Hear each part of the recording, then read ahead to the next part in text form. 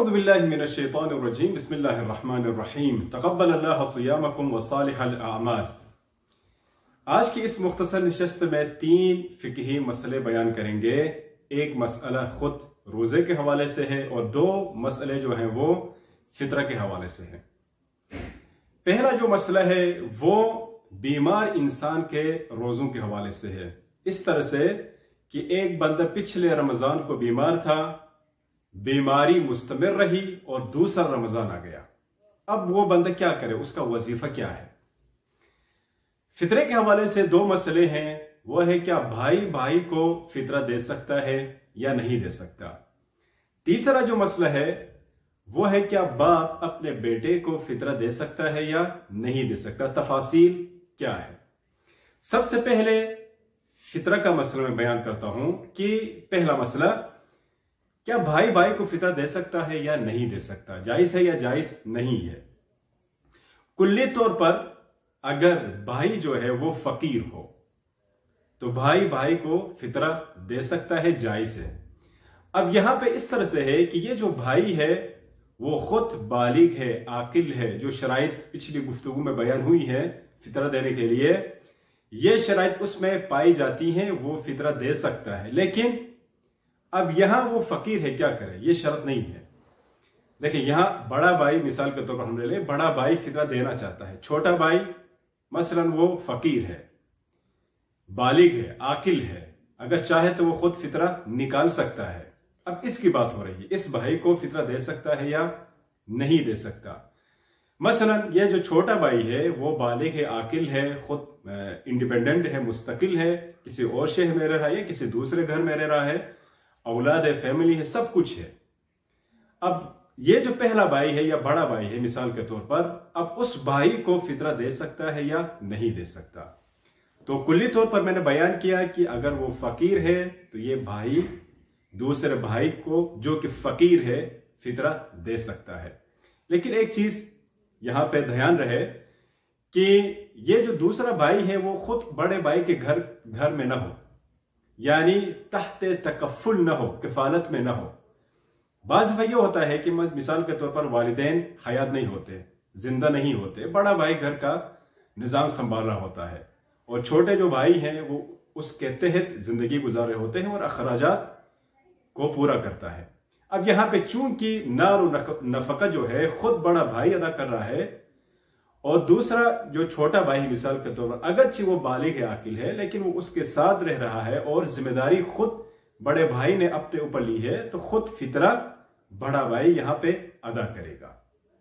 जवाज का जो मसला है जो वाज़ेह है वो ये है कि दूसरा भाई जिसको फितरा दिया जा रहा है अगर वो मुस्तकिल है, बालिग है, आकिल है, अपनी फैमिली है, जिस तरह की आजकल होता है, लेकिन वो फकीर है, तो ये भाई दूसरे भाई को फितरा दे सकता है, इसमें कोई हर्ज नहीं है। बल्कि कहते हैं कि फितरा देने में सिला रहमी का ख्याल रखा जाए। सिला रहमी यानी मसलन आपके जो रिश्तेदार हैं करीब से करीब तर, इनको मुकद्दम रखा जाए, क्योंकि फितरा देने में 2 चीजें होती हैं। एक खुद फितरा अदा करना, ये एक अमल है, दूसरा अमल सिला रहमी है। यहां पे 2 सवाब इकट्ठे होते हैं, इस वजह से यहां पे फजीलत है। यह है पहला मसला। दूसरा मसला, क्या बाप अपने बेटे को फितरा दे सकता है या नहीं। मसला इस तरह से है, बेटा जो है वो तालिब इल्म है, मिसाल के तौर पर पढ़ने के लिए पिंडी गया, इस्लामाबाद गया, लाहौर गया, कहीं और शहर में या गिलगित चला गया, मसला पढ़ाई कर रहा है बेटा जो है। अब बाप जो है ना उसको फितरा देना चाहता है, तो आया दे सकता है या नहीं दे सकता। इस मसले की तफसील यूं बयान करेंगे कि ये जो बेटा है, देखें वालिद जो है वो सरपरस्त होता है, औलाद का नान और नफका, रिहाइश, यानी जो वाजिबुन नफका चीजें हैं, इनके अलावा किसी और मौरिद में अगर इस्तेमाल करना चाहिए बेटा, तो उस मौरिद के लिए बाप फितरा बेटे को दे सकता है। लेकिन वो मवारिद जो वाजिबुन नफका में शुमार होती हैं या शुमार होते हैं, मिसाल के तौर पर खाना पीना है, लिबास है, रिहाइश है, ये वाजिबुन नफका में आती है ये सारी चीजें। इन चीजों के इस्तेमाल के लिए फितरा नहीं दे सकता। लेकिन मिसाल के तौर पर बेटे ने किसी एक खुसूसी चीज के लिए, अमर के लिए किसी से कर्ज लिया हो, कोई मसला है उसके लिए, लेकिन यह कर्ज अदा करना वालिद के ऊपर वाजिब नहीं है, क्योंकि बेटा खुद अभी बालिग आकिल है, कर्ज लिया है किसी मजबूरी के लिए, काम के लिए, जरूरत की खातिर बेटा इस कर्ज को अदा करना चाहता है। अब ये जो कर्ज अदा करना खुद वालिद के जिम्मे नहीं है, वाजिब उन नफका में नहीं आता, लिहाजा इस मौरिद की अदायगी के लिए बाप जो है बेटे को फितरा दे सकता है। लिहाजा खुलासा ये हुआ, बाप जो है बेटे के जो वाजिब उन नफका उमूर हैं उनके लिए फितरा नहीं दे सकता, बल्कि इनके अलावा जो मवारिद हैं, उमूर हैं, उनके लिए दे सकता है, जैसा कि कर्ज की मिसाल दी। ये दो मसले हैं फितरा के हवाले से। तीसरा मसला, बीमार इंसान के रोजे। ये मसला इन अय्याम में काफी दफा पूछा गया मुझसे कि मसलन हमारी वालिदे बीमार हैं पिछले रमजान से और इस रमजान तक, यानी 2 रमजान मिल गए, पिछले रमजान को बीमार थी और इस रमजान तक बीमारी बरकरार रही। ये मसला, या एक और वजह भी हो सकती है, यानी कोई और उज़्र भी हो सकता है कि मसलन ये जो इंसान है जिस पर रोजा वाजिब था लेकिन किसी उज़्र की वजह से अब रोजा नहीं रख सकता।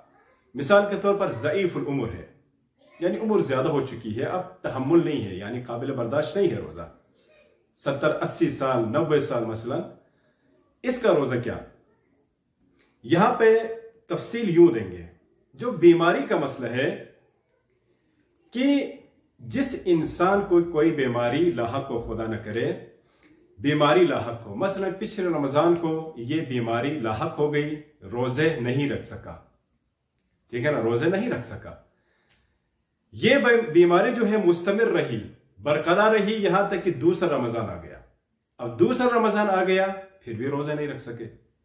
अब इसका वजीफा क्या है, क्या करें? आया सिर्फ फिदिया अदा करें या कज़ा भी अदा करें?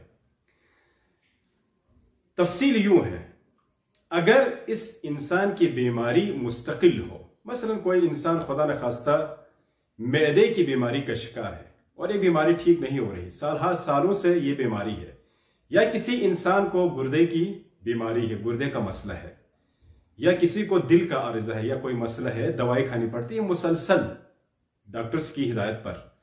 अब ये बीमारी जो है ना मुसलसल है, इसमें तसलसल है, इसमें इत्तिसाल है अगले रमजान की तरफ, अगले रमजान के साथ। अब ये जो बंदा है अगरचे 2 रमजान मिल जाए रोजा न रख सके, तो इसका वजीफा ये है कि इस रमजान के लिए वो हर रोजे के बदले में फिदिया अदा करे। मसलन पिछले रमजान को रोजा नहीं रखा था, इस रमजान तक रखने की कोशिश की लेकिन बीमारी मुस्तमिर रही, पिछले रमजान के लिए भी फिदिया अदा करे, हर रोजे के बदले में एक मुत्तआम यानी 750 ग्राम खाना, मसलन चावल, आटा, गंदम वगैरह, ये अदा करे। अगला रमजान जब मिल गया तो यहां भी क्या करे, रोजा नहीं रख सकता, तो वो भी इस रमजान में हर रोजे के बदले एक मुत्तआम जो है वो अदा करे, 750 ग्राम गंदम दे दे, चावल दे दे, आटा दे दे, या ये जो सारी चीजें हैं, अजनास हैं।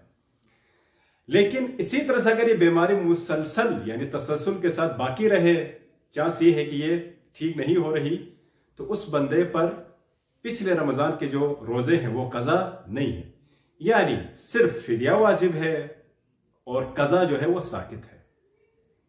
जब ये बीमारी मुस्तमिर रहे सिर्फ फिदिया वाजिब है, कज़ा जो है वो साकित है, कज़ा न करे।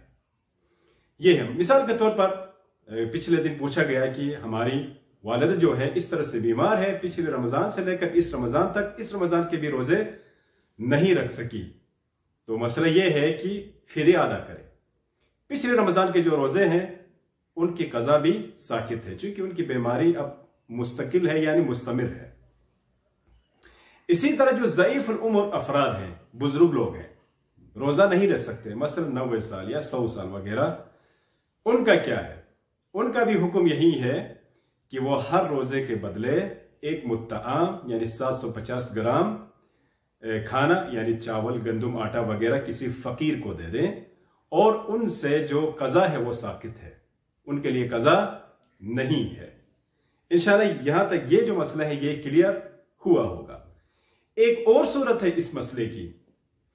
पिछले साल रमजान के बाद मसलन या रमजान को ही बीमारी लाहिक हो गई, मसलन अव्वल रमजान से ही किसी को कोई खुदा न खासे बीमारी लग गई, अब रमजान में रोजे नहीं रख सका।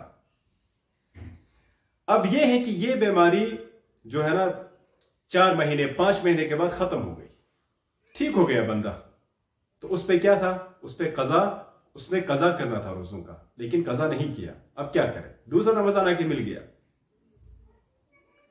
अब यहां पे ये है कि ये जो उसने रोजों की कजा बजा नहीं लाई, या तो ये उजुर की वजह से है या बगैर उजुर के है, यानी सुस्ती की है, आज रखूंगा, कल रखूंगा, परसों रखूंगा, यहां तक कि रमजान आके मिल गया।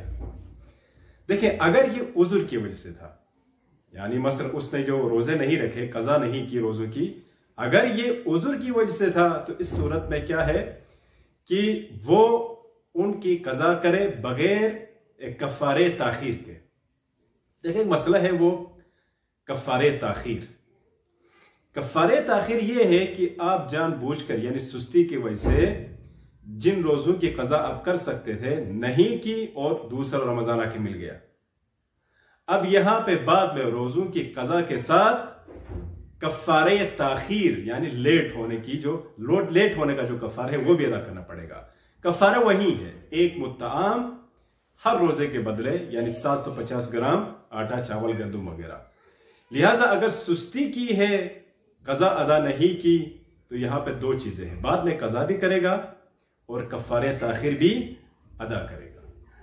लेकिन दूसरा रमजान आ गया, किसी और उज़र की वजह से वो रोजा नहीं रख सका, मिसाल के तौर पर कोई और बीमारी लाहिक हो गई या कुछ और मसला पेश आ गया, कोई भी उज़र, रोजा नहीं रख सका, तो अब यहां क्या करें, यहां पे कफ़ारे ताखीर नहीं है बल्कि सिर्फ कजा वाजिब है। यानी रमजान के बाद जब वो उज़र खत्म हो जाए तो वो जो पिछले रमजान के रोजे थे उनकी भी कजा बजा रहे, अलबत्ता कफ़ारे ताखीर यहां पे नहीं है।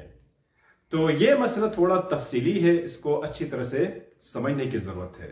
यानी हर मौलिद पे ऐसा नहीं है कि बस आप फिदिया दे दें और कजा भी करें, या ऐसा नहीं है कि बस फिदिया दे दें कजा ना करें, नहीं। जिस तरह से इस मसले की तफसील बयान हुई है, इसको दिक्कत से सुने, गौर से सुने और मसले को समझे और इन मसाइल में नुकात में तफरीक करें, ताकि ये वजीफा जो है वो शरई वजीफा अदा हो जाए। इंशाअल्लाह खुदावंद मुतआल हम सब की इबादत ताआत को कबूल फरमाए और हमारी तरफ से आज सबको एडवांस में ईद मुबारक।